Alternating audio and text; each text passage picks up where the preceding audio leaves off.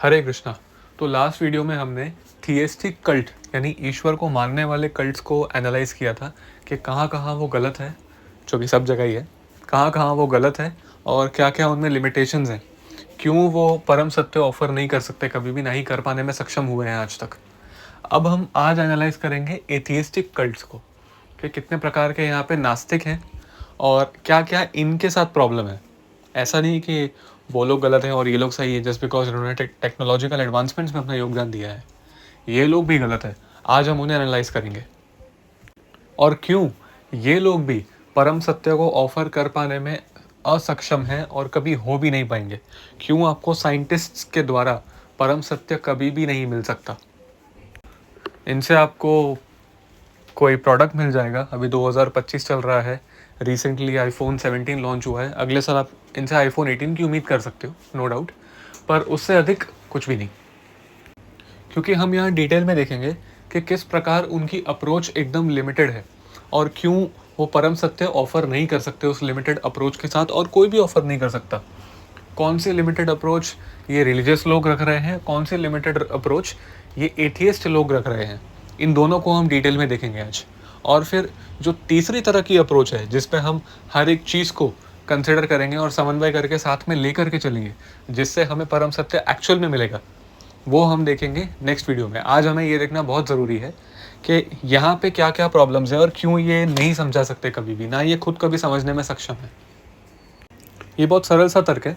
कोई for example आप कोई भी मैथमेटिकल प्रॉब्लम भी सॉल्व कर रहे हैं, आप सॉल्व कर रहे हैं 5+5 कितना होता है, तो आपको डायरेक्टली अगर 10 बता दिया जाएगा तो वो रट्टा हो जाएगा और ना ही आपको वो रियलाइज़ होगा।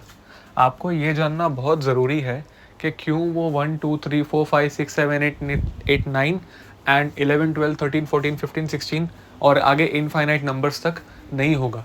10 के अलावा और कोई क्यों नहीं है, ये भी जानना बहुत ज़रूरी है। जितना ज़रूरी ये है कि 5+5 10 है, उतना ज़रूरी ये भी है कि 10 के अलावा और कोई क्यों नहीं है। तो इन दोनों वीडियोस में हमने थियस्टिक कल्ट्स को तो देख लिया, हम एथियस्टिक कल्ट को देखेंगे कि क्यों ये लोग भी सही नहीं है। तो शुरू करते हैं। एथियस्टिक कल्ट्स में बहुत सारी वैरायटीज़ होती है। जो सबसे कॉमन और बेसिक्स और कम बुद्धिमान एथियस्ट लोग होते हैं ना, उनके पास चलते हैं सबसे पहले। इनका कैसा है कि इन्हें जो हमने थियस्टिक कल्ट्स के साथ जो प्रॉब्लम्स मेंशन की थी वो बहुत बहुत सारी थी और बहुत ऑन पॉइंट थी। अगर आपने वो वीडियो नहीं देखी तो जस्ट इसके पहले वाली है, आप देख सकते हैं। वो बहुत उसमें इन्फॉर्मेटिव चीज़ें हैं। तो उसमें जितनी भी प्रॉब्लम्स पॉइंट आउट की गई है उनकी इलॉजिकल हरकतों की वजह से ही, कैसे भी स्पेसिफिक टाइप के कपड़े पहनना नहीं तो अब बैन, ये लैंग्वेज बोलना नहीं तो बैन, ये बुक पढ़ना नहीं तो बैन। तो इस तरह की जो उनकी इलॉजिकल चीज़ें हैं, खाने पीने को लेकर भी ये चीज़ अलाउड है, ये चीज़ नहीं अलाउड है, अपने टाइम प्लेस सर्कमस्टेंस की वजह से।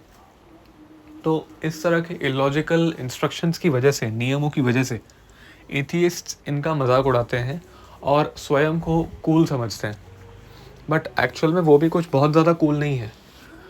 प्रॉब्लम क्या होती है यहाँ पे कि सिंपल सी बात है, आपको किसी ने फिर से अगेन पूछ लिया कि 5+5 कितना है, तो कोई आके बोल रहा है 7, कोई आके बोल रहा है 12, कोई बोल रहा है कि 15। तो जो थर्ड पर्सन है उसे हंसी आ रही है कि ये कितने मूर्ख हैं, क्योंकि उसे ये तो पता चल रहा है कि ये सही आंसर नहीं दे रहे। बट जस्ट बिकॉज आपको ये पता है कि ये आंसर सही नहीं है, इसका मतलब ये नहीं पता कि आपको सही आंसर का बोध है। उसको भी नहीं पता कि सही आंसर 10 है, बट हाँ उसको ये पता है कि 8 गलत है। तो जस्ट बिकॉज उसको ये पता है कि 8 गलत है, तो इस अभिमान में वो बड़ा चिल रहता है और खुद को किसी चीज़ से एसोसिएट नहीं करता, अपने हिसाब से रहता है, अपने हिसाब से कपड़े पहनता है, अपने हिसाब से खाता है, अपने हिसाब से भाषाएं बोलता है और खुद को बड़ा ही इंडिपेंडेंट, स्वतंत्र मानता है वो। देखिए, जो साइंटिस्ट कम्युनिटी और जो रिलीजियस कम्युनिटी है ना, इनका रिश्ता हमेशा से इकट्ठा रहा है। इसके पीछे का कारण है और इतिहास भी है। अगर आप पास्ट में जाएंगे तो साइंटिस्ट्स ने जैसे जैसे प्रोग्रेस किया, उनको स्पेस के बारे में और बहुत सारी चीज़ों के बारे में जो जो भी पता चला। अब क्योंकि ये रिलीजियस कल्ट्स तो जंगल से आए थे, या तो रेगिस्तान से, या तो पहाड़ से, या तो बर्फ़ वाले ठंडे प्रदेश से, ठीक है। तो इनकी नॉलेज तो उस हिसाब से लिमिटेड होनी है जितना उनको दिख रहा है, जितना उनका विजन है। तो किसी ने अर्थ को फ्लैट बोल दिया, किसी ने कुछ बोल दिया, किसी ने कुछ बोल दिया। तो जब साइंटिस्ट ने डिस्कवर किया कि नहीं, अर्थ फ्लैट नहीं है, वो एक स्फीयर है, तो रिलीजियस लीडर्स ने उन्हें फोर्स किया आप चेक कर सकते हैं, एक बहुत फेमस व्यक्ति थे गैलीलियो, उनको कितना टॉर्चर करके मारा गया। क्यों? क्योंकि उन्होंने एक रिलीजियस स्क्रिप्चर के अगेंस्ट अपना वक्तव्य रख दिया था और वो अपना ओपिनियन चेंज नहीं करना चाहते थे। तो ये सारी चीज़ें होती रही हैं रिलीजियस कल्ट के लीडर्स के बीच में और साइंटिस्ट कम्युनिटी के बीच में। तो इसीलिए जो साइंटिस्ट कम्युनिटी है वो खुद को बहुत ज़्यादा ही इंडिपेंडेंट और कूल और एजुकेटेड समझती है, जो कि वो एक स्तर पर हैं भी, उनसे तो ज़्यादा ही है, पर फिर भी परम ज्ञानी तो वो भी नहीं है ना। अब होता क्या गया कि ये चीज़ें होती गई, तो साइंटिस्ट कम्युनिटी का द्वेष बढ़ता गया रिलीजियस लोगों से, और वो उन्हें बहुत ज़्यादा फुलिश मानने लगे और बचकाना मानने लगे, जो कि आज तक चल रहा है। और एक दूसरी प्रॉब्लम, क्योंकि रिलीजियस लोग भी अल्टीमेटली, क्योंकि उनके पास कोई बैकअप तो है नहीं, कोई उनके पास स्ट्रॉन्ग एविडेंस तो है नहीं। हमने देखा कि सारे के सारे रिलीजन्स किस तरह से खोखले हैं, अंदर से एकदम खोखले हैं। तो ये चल जो रहे हैं, ये भीड़ के दम पर चल रहे हैं, ये अपनी पॉपुलेशन, ये अपने नंबर्स के दम पर चल रहे हैं। वरना अगर आप इनके स्क्रिप्चर्स खोल के देखें, और अगर वो वास्तव में कोर्ट ऑफ जस्टिस है, तो वो इनकी बुक्स पढ़ते ही आपको बता देंगे कि ये कितना ज़्यादा अधर्म कर रहे हैं, कितना ज़्यादा इमोरल एक्टिविटीज़ और अनएथिकल प्रैक्टिसेस को प्रैक्टिस कर रहे हैं। कुछ स्पेसिफिक टाइम बीत जाने पर इनको मार दो, उनको मार दो, उनकी मूर्तियाँ तोड़ दो, ये कर दो, वो कर दो, इन्हें कन्वर्ट कर दो, उन्हें ये कर दो, स्लेव बना लो। तो जिनके स्क्रिप्चर्स में स्लेवरी को लीगल कहा गया है, तो ऐसे लोग भी एग्जिस्ट कर रहे हैं आज कोर्ट ऑफ जस्टिस में। क्यों? क्योंकि इनकी पॉपुलेशन बहुत बड़ी है। तो ये एक प्रॉब्लम्स है। तो अब इसमें साइंटिस्ट को प्रॉब्लम क्या है? साइंटिस्ट को प्रॉब्लम ये है, अब वो बेचारे इतनी मेहनत करके मॉडर्न लग्जूरियस कार्स बना रहे हैं, इंफ्रास्ट्रक्चर्स बना रहे हैं, आर्किटेक्चरल मार्वल्स बना रहे हैं, फाइटर जेट्स बना रहे हैं, और इतने लग्जूरियस पेंथ हाउसेस बना रहे हैं, इंटरनेट, वाईफाई, इतनी सारी चीज़ों को मैनेज कर रहे हैं, आज आर्टिफिशियल इंटेलिजेंस को मैनेज कर रहे हैं। बट अगर वो किसी रिलीजियस कल्ट को स्वीकार करते हैं और ख़ुद को उससे आइडेंटिफाई करते हैं, तो होगा क्या कि उस रिलीजियस कल्ट का जो भी लीडर है, पर्टिकुलर लीडर है, वो उनके अंडर आ जाता है। आप कोई भी एक्स रिलीजन का पालन करते हो, तो फिर होगा क्या उससे कि उस रिलीजन का जो भी लीडर है, उसका डिसीजन, उसका वर्डिक्ट, उसका ओपिनियन आपके लिए फाइनल है। फिर नो मैटर कि आप कितना भी स्पेरिकल प्रूफ कर दो अर्थ को, आप कुछ भी कर लो, आपको अर्थ को फ्लैट ही मानना पड़ेगा फिर। और वो और तो और आपकी हर दूसरी चीज़ को वो क्लेम करने आ जाते हैं। आप देख लो आजकल के रिलीजन्स हर चीज़ को क्लेम करने आ जाते हैं। वो ब्लैक होल को क्लेम करने आ जाते हैं, वो बिग बैंग को क्लेम करने आ जाते हैं कि हाँ हाँ हमारे स्क्रिप्चर में बिग बैंग देखो, हमारे स्क्रिप्चर में बिग बैंग। तो ये होड़ लग जाती है एकदम से कि हमारे स्क्रिप्चर्स में तो पहले से मैंशनड है कि मॉडर्न इंफ्रास्ट्रक्चर आएगा, ये होगा, वो होगा। तो क्लेम करने सब आ जाते हैं पहले, और बस की किसी के कुछ था नहीं। अगर इतना ही था तो तुम 1500, 2000, 2500 साल पहले क्या कर रहे थे? क्यों इन नास्तिकों को बनाना पड़ा? और तुम्हारे ऐतिहासिक लीडर्स ने इन साइंटिस्ट को टॉर्चर कर करके मारा है, क्योंकि इन्होंने तुम्हारी स्क्रिप्चर्स के अगेंस्ट बोला। आज जब ये प्रूफ हो चुका है, आज जब तुम खुद इनकी चीज़ों को, इनकी टेक्नोलॉजी को यूज़ कर रहे हो, तब तुम्हें रोना आ रहा है और एक्सेप्ट करना पड़ रहा है कि हाँ हमारे स्क्रिप्चर में बिग बैंग हुआ था। तुम्हारे स्क्रिप्चर्स में पहले से क्यों नहीं दिया बिग बैंग? क्यों तुम्हें यहाँ पे आके क्लेम करना पड़ रहा है? ज़बरदस्ती कुछ ना कुछ वर्सेस को जोड़ जोड़ के, जुगाड़ लगा के बिग बैंग सिद्ध कर रहे हो अपने शास्त्रों से, जबकि वहाँ पे ऐसा कुछ है ही नहीं। तो प्रॉब्लम ये होती है। इसीलिए साइंटिस्ट कम्युनिटी, जो एथियस्ट कम्युनिटी है, वो खुद को किसी भी रिलीजियस कल्ट से आइडेंटिफाई नहीं करती है, क्योंकि करेगी तो फिर ऐसे बेवकूफ़ों की बातें उन्हें माननी पड़ेगी, उनके बहुत सारे ओपिनियंस उन्हें मानने पड़ेंगे कि ये खाना ठीक है, ये खाना नहीं, जबकि वो उन्हें पता है कि ये नॉनसेंस है। तो इसीलिए आप देखोगे कि एथियस्ट कम्युनिटी आधी तो कोल इसलिए बनती है क्योंकि रिलीजियस लोग बेवकूफ़ है। अब रिलीजियस लोग जाने ही जाते हैं अपनी बेवकूफ़ी की वजह से। रिगार्डिंग हिंदुइज़्म, अब हम क्योंकि इस प्लेलिस्ट में ये तो प्रूफ कर ही रहे हैं कि हिंदुइज़्म सुप्रीम है, बट फिर भी हिंदुइज़्म सुप्रीम तो है, ये हम प्रूव करेंगे आगे चल के। बट एज ऑफ नाउ हमें ये भी देखना पड़ेगा कि हिंदुइज़्म की इमेज क्या बनी हुई है आज संसार में। हिंदुइज़्म की इमेज भी बड़ी फुलिश सी बनी हुई है कि ये लोग कुछ भी करते हैं, ये पेड़ की पूजा करते हैं, ये गाय की पूजा करते हैं, ये गधे की पूजा करते हैं, ये कुछ भी करते हैं, ये गोबर खाते हैं, ये गौमूत्र का पान करते हैं, और इनके 333 करोड़ जो देवी देवता है, सबसे बकवास और इरिटेटिंग और क्रिंज कॉन्सेप्ट जो है ये प्रचलित है ओवरऑल हिंदुओं के विषय में। तो लोग एक से ही परेशान हैं। तो यहाँ पे 33 करोड़ प्लस चीज़ें होंगी और उसमें भी लोग ऐसे कुछ भी करेंगे, हर 5 किलोमीटर पे कल्ट में थोड़ी सी माइन्यूट डिटेल्स चेंज हो जाएगी गांव-गांव में, पूरे भारत में। तो कोई साइंटिस्ट कम्युनिटी, कोई एथियस्ट कम्युनिटी क्यों एंटरटेन करे और क्यों माने इस चीज़ को? हम उन पर आरोप लगाते हैं, ठीक है, पर उनकी गलती भी नहीं है यहाँ पे, पार्शली देखा जाए तो। पार्शली गलती कैसे है वो तो हम डिस्कस करेंगे ही आगे। बट सबसे पहले हमें ये समझना पड़ेगा कि साइंटिस्ट का इतिहास रहा है टॉर्चर होने का इन रिलीजियस लोगों के द्वारा। और सेकेंड चीज़, रिलीजियस लोग मेजरली बेवकूफ़ी वाला काम कर रहे हैं। तो गॉडली जितने भी कल्ट्स हैं, जितने भी ग्रुप्स हैं, उन्होंने आज तक कोई भी कुछ ढंग का समझदारी का काम करा नहीं है, इसलिए वो बदनाम भी है और उन्हें कम दिमाग वाला, कम बुद्धि वाला समझा जाता है।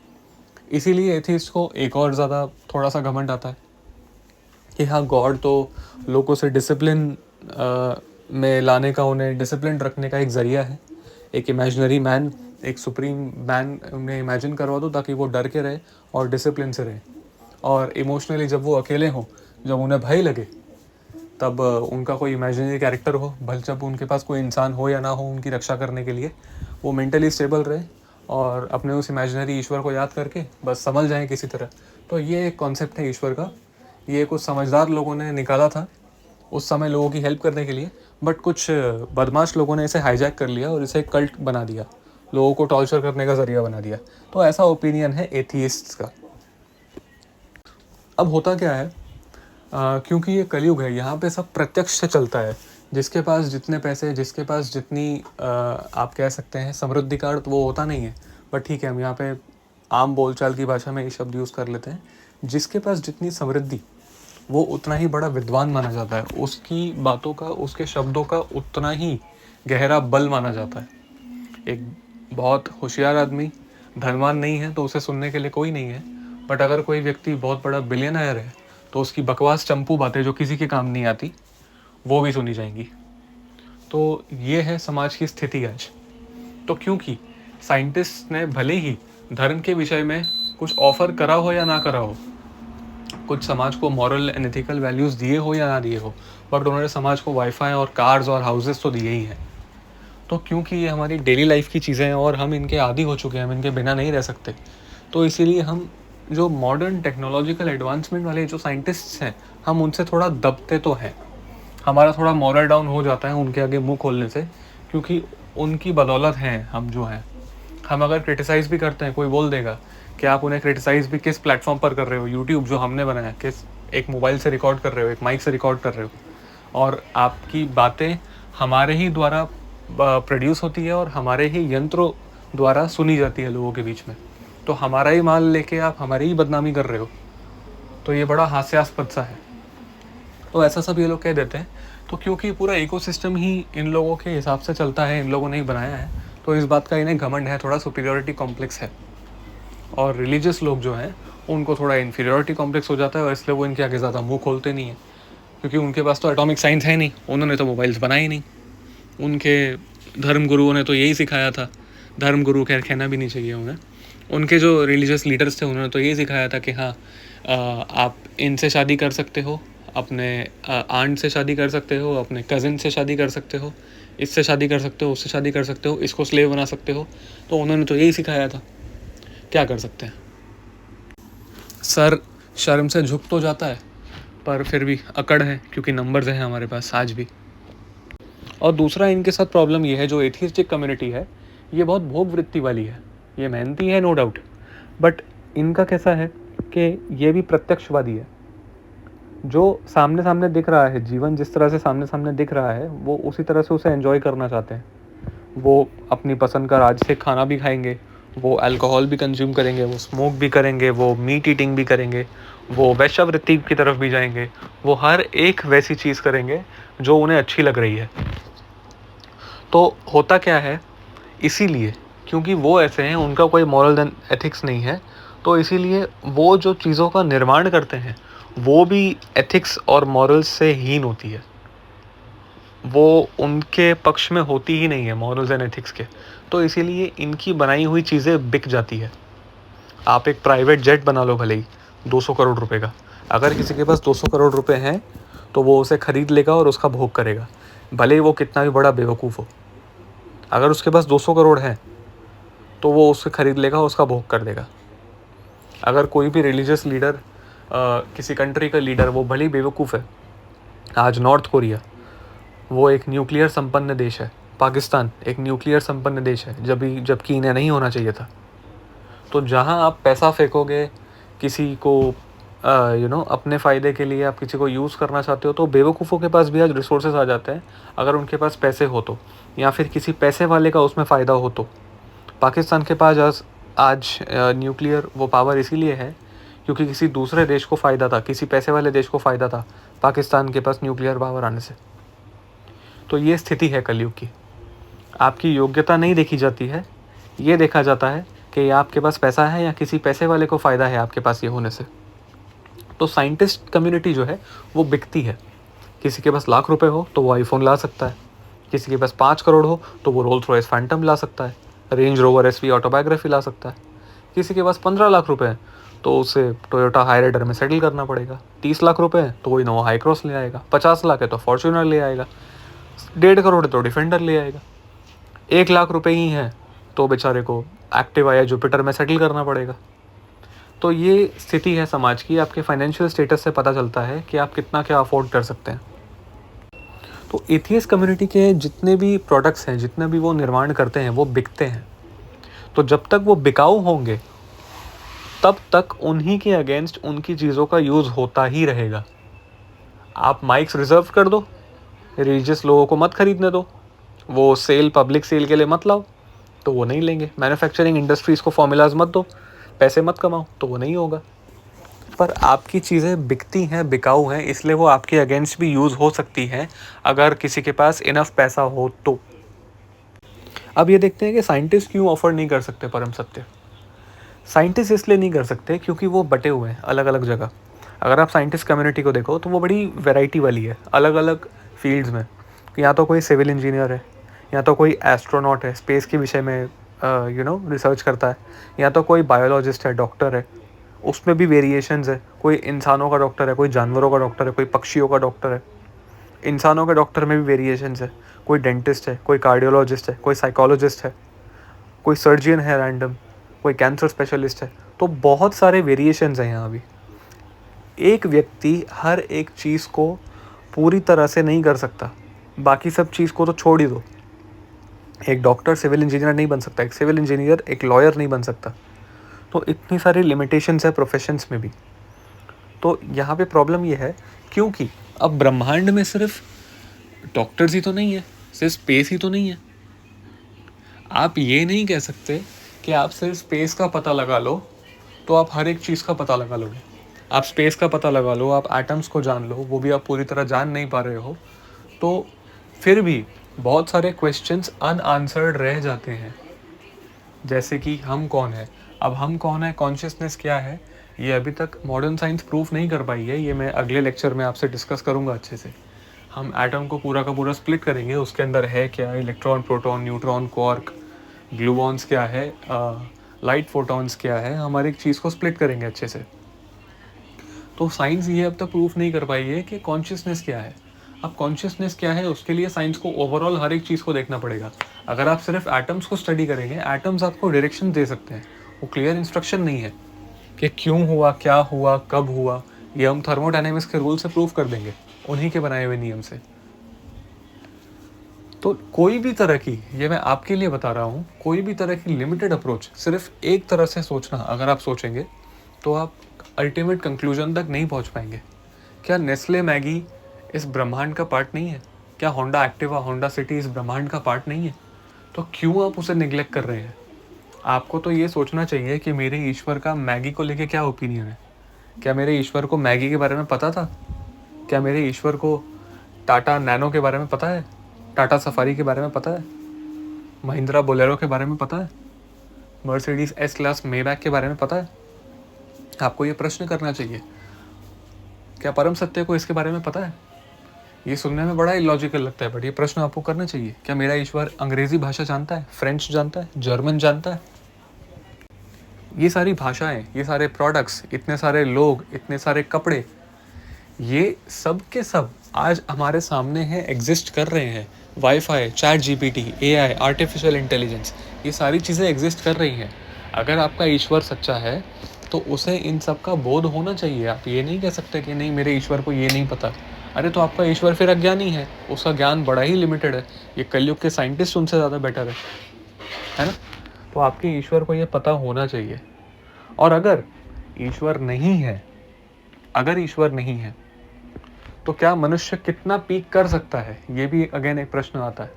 चैट जीपीटी एंड हम स्पेस में, आउटर स्पेस में कितना आगे तक जा सकते हैं, और अल्टीमेट रियलिटी है क्या, ये कहाँ से शुरुआत हुआ, बिग बैंग हो भी रहा है तो क्यों हो रहा है, what is the purpose behind it, big bang सत्य है भी या नहीं, ये भी हमें जानना बहुत ज़रूरी है अगर हम परम सत्य के विषय में जानना चाहते हैं तो।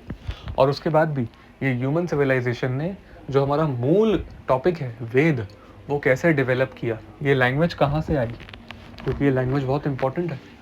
और महाभारत को अगर आप देखोगे, महाभारत इतना बड़ा मास्टर प्लान है, इतना बड़ा मास्टर प्लान है जिसका हिसाब नहीं है। क्या कोई ह्यूमन इस प्रकार की रचना कर सकता है? महाभारत जितनी इंट्रिकेट है, जो उसकी इंट्रिकेसीज है, जो उसकी कॉम्प्लेक्सिटीज़ है, वो कोई और मैच नहीं कर सकता। इसके लिए एक महाभारत में लास्ट में एक श्लोक भी आता है जिसका कि ट्रांसलेशन है कि ऐसा कुछ भी नहीं है जो आपको महाभारत में ना मिले। हो सकता है कि महाभारत में आपको जो जो मिला उसमें से उसका आधा आधा अंश आपको बाहर भी मिल जाए, बट ऐसा कुछ भी आपको बाहर नहीं मिलेगा जो महाभारत में नहीं है।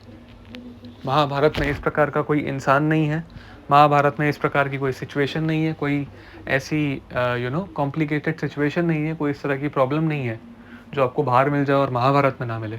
महाभारत इतनी कंप्लीट है अपने आप में। अब क्योंकि आप जानते नहीं हैं, आप सिर्फ सीरियल देखकर बैठे हैं, तो आपको कुछ समझ में आता नहीं है। हालांकि सीरियल में भी अच्छी खासी चीज़ें बता रखी हैं, बट फिर भी आपको पता नहीं चलता। लोगों को ये लगता है हाँ पांडव दुर्योधन की प्रॉपर्टी का विवाद था, सुलझ गया, युद्ध करो, बात खत्म। This is how simple people think Mahabharata is, जबकि महाभारत ये नहीं है। मैं पूरी महाभारत तो आपको नहीं बताऊंगा, बट इस तरह के कुछ कॉम्प्लिकेटेड सिनेरियोज बता दूंगा जिससे कि आपको पता चल जाए कि महाभारत की डिविनिटी क्या है, क्यों वो अल्टीमेट ट्रूथ है। तो साइंटिस्ट को हर चीज़ को एनालाइज करना चाहिए कि इतिहास क्या है, मॉरल्स क्या है, एथिक्स क्या है, उसको क्वांटम फिजिक्स से जोड़ के देखना चाहिए, क्योंकि अल्टीमेट ट्रूथ ब्रह्म हर चीज़ के कॉम्बिनेशन से बनता है। ब्रह्म में मैगी का भी अपना स्थान है, एक स्कूटर का भी अपना स्थान है, एक आईफोन का भी अपना स्थान है, चैट जीपीटी का अपना स्थान है, एक नॉर्मल से एक जैकेट का भी स्थान है। आप ब्रह्म से किसी चीज़ को बाहर कर ही कैसे सकते हैं? थियरी वो होती है जिसके पास हर एक चीज़ का आंसर हो, हर एक चीज़ का आंसर हो। क्यों भाई भगवान राम जैकेट और जीन्स नहीं पहन रहे? क्यों किसी और का गॉड एक तख्त पर बैठा है, चेयर पर नहीं बैठा, सोफे पर नहीं बैठा? क्यों गॉड को एक बूढ़ा आदमी की तरह डिपिक्ट किया जाता है जिसकी सफ़ेद दाढ़ी है? ये सारे प्रश्न आपको करने चाहिए। मनुष्य जीवन इसी के लिए मिला है आपको। आप सोच सकते हैं, एलिजिबल है। मेरे दिमाग में आ सकते हैं तो आपके दिमाग में भी आ सकते हैं। अल्टीमेटली अगेन कंक्लूजन यही है कि साइंटिस्ट कम्युनिटी के साथ प्रॉब्लम ये है कि वो एक ही चीज़ को पकड़ के बैठ जाते हैं। जो डॉक्टर्स हैं वो बायोलॉजी के पीछे पड़े हुए हैं, जो एस्ट्रोनॉट्स हैं, जो क्वांटम फिजिसिस्ट हैं, वो सिर्फ एटम्स के पीछे पड़े हुए हैं। उन्होंने सारे इतिहास को, मॉरल्स को, एथिक्स को, इमोशंस को नकारा हुआ है। जो साइकोलॉजिस्ट है वो वैसे ही डम्ब है। अलग अलग नॉर्मल से आदमी की बेवकूफ़ी को अलग अलग नाम देते रहते, साइकोलॉजिकल टर्म्स देते रहते हैं। इन्हें ENTT है, ये एंग्जाइटी है, वो डिप्रेशन है, ये है, वो है, इस तरह की क्रिंज हरकतें करते रहते हैं। और उनके पेशेंट्स हैं वो भी कूल बनते हैं अपने आप में, नहीं मुझे ये वाला डिसऑर्डर है। आपको कोई डिसऑर्डर नहीं है, आप विक्टिम कार्ड प्लेयर हैं, आप मूर्ख हैं एक नंबर के। तो किसी भी तरह की पार्शियल रिसर्च नहीं चलती है यहाँ पे। इस डिस्कोर्स का मेरा पर्पज़ यही था कि परम सत्य को जानने के विषय में आप कोई भी एस्पेक्ट को, कोई भी फैक्ट को, किसी भी भाषा को, किसी भी व्यक्ति विशेष को, किसी भी ओपिनियन को, फिलॉसफी को इग्नोर ना करें। अगर आपका ईश्वर सत्य है, आपके शास्त्र सत्य हैं, तो उन्हें एक मैगी के पैकेट पर भी ओपिनियन रखना चाहिए, उन्हें एक स्कूटर पर भी ओपिनियन रखना चाहिए, उन्हें पूरी की पूरी ह्यूमन बायोलॉजी का बोध होना चाहिए, आउटर स्पेस के बारे में ज्ञान होना चाहिए, क्वांटम फिजिक्स के विषय में ज्ञान होना चाहिए। जो हमारी दूसरी एथिस्टिक कम्युनिटी है, जो कि बेसिकली बहुत सारे उसमें वेदों के भी लोग आ जाते हैं, सांख्यवादी हैं और अद्वैती हैं। अब अद्वैती को मैं नास्तिक क्यों बोल रहा हूँ वो मैं आगे बता दूंगा, बट है वो नास्तिक ही, ठीक है। अब वो कह सकते हैं नास्तिक का अर्थ ये होता है मूर्ख, जो शास्त्रों में श्रुतियों में मानता है नहीं मानता है। तो यहाँ पे हम नास्तिक का अर्थ वही ले रहे हैं जो ईश्वर में मानता है और अद्वैती ईश्वर में नहीं मानते। Simple as that. तो बहुत सारे वैदिक लोग जो ईश्वर में नहीं मानते, बहुत सारे बाहर के लोग हैं, मैं नाम नहीं ले सकता इंडिविजुअली एक एक का, बट ऐसे फिलोसोफर्स जो कि शून्यवाद में ही मानते हैं, उसमें सब आ गए। ठीक है। बहुत सारे गुरु हैं जो सत्य बताने का दावा करते हैं, और बहुत सारे ऐसे हैं जो बाहर गए जिनका कहना है कि आप संभोग कर करके ही समाधि को प्राप्त हो सकते हो। तो बहुत सारे इस तरह के लोग हैं, बहुत सारे इस तरह के लोग हैं जो कि नास्तिक हैं, ईश्वर में नहीं मानते, और उनका ऐसा ओपिनियन है कि जीवन का कोई पर्पस नहीं है, इस ब्रह्मांड का होने का, आपके होने का कोई पर्पस नहीं है, और यही बताना उनके जीवन का पर्पस था, वो बात अलग है।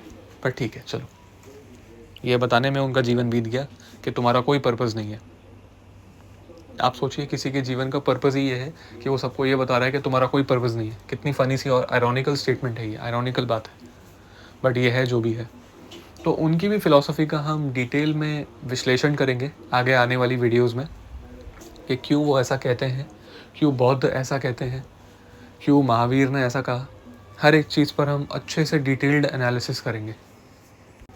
प्रॉब्लम यहाँ पे अगेन यही आ जाती है कि वो भी कूल ही बनते हैं, अल्टीमेटली सब कूल ही बनते हैं। वो स्क्रिप्चर्स के कुछ रेफरेंसेस का मजाक उड़ा देंगे कि ये फ़नी है, ये फ़नी है। वो भी गॉड का मजाक इसलिए उड़ा पाते हैं क्योंकि गॉड की आइडेंटिफिकेशन ही यही है। गॉड से रिलेटेड जितने भी लोग हैं वो जाने ही अपनी बेवकूफ़ी के लिए जाते हैं। मेजर रिलीजन्स का यही काम है, और हिंदुइज़्म इसीलिए बदनाम है। फिर हिंदुइज़्म में जो थोड़ा बहुत लॉजिकल एस्पेक्ट बचता है, उसमें से वो लोग है ना निर्विशेषवाद ले आते हैं। अब निर्विशेषवाद किसे कहते हैं? कि इस प्रकार की चीज़ों का समर्थन करना, ऐसे पोर्ट्रे करना जैसे कि ये सब बस कल्पना थी, हमें समझाने के लिए, सब इंडिकेशंस थे, ये असली के हिस्टोरिकल इवेंट्स नहीं है। ब्रह्मा विष्णु महेश कोई, ये तीनों कोई लोग नहीं है, किसी देवता का नाम नहीं है, ये तो बस एनर्जी है, ये तो फोर्सेस का नाम है। ब्रह्मा विष्णु महेश तो एक चेतना है, एक ये है, एक वो है। तो इस तरह के वेग वर्ड्स जिससे कोई भी कुछ भी अज्यूम कर सकता है, सब फ्री हैं, ऐसे वर्ड्स का यूज़ करके कूल बनते थे कि हाँ, ब्रह्मा विष्णु महेश कोई व्यक्ति नहीं थे, ये ऐसे ही लोग थे जो, ये तो बस एक चेतना का नाम है, ये तो एनर्जी का नाम है, ये तो ये है, ये तो वो है। तो ये कुछ कुछ इमेजिन कर रहे हैं, जो सुन रहा है वो कुछ कुछ और इमेजिन कर रहा है। तो कोई कुछ भी इमेजिन करने के लिए स्वतंत्र है, क्योंकि कोई फिक्स डेफिनेशन तो है नहीं। तो जो मूर्ख एथियस्ट कम्युनिटी है, ये अलग तरीके से कूल बनते हैं, और ये जो फिलोसोफर एथियस्ट कम्युनिटी है, ये अलग तरीके से कूल बनती है। कूल दोनों ही बन रहे हैं, प्रमाण दोनों ही प्रस्तुत नहीं कर रहे हैं, पर कूल दोनों बन रहे हैं। अब लोगों को क्या लगता है, प्रॉब्लम क्या होती है यहाँ पे? थोड़ा सा इमोशनल और साइकोलॉजिकल प्रॉब्लम हो रही है यहाँ पे।